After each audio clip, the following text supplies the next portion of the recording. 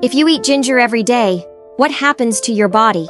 First of all, ginger touches your stomach like a professional masseuse. It can promote the secretion of digestive juices, speeding up the digestion of food. It lets you say goodbye to stomach upset and enjoy the feast of delicious food. It also lets you say goodbye to annoying nausea and vomiting. Ginger is a lifesaver, especially for pregnant women and chemotherapy patients, as it is a refreshing and soothing drink. Ginger is also of great benefit when it comes to blood sugar control, providing extra protection for diabetics and making blood sugar more stable. In addition, ginger acts like a joint nurse, warming and relieving joint pain so that you can live a relaxed life.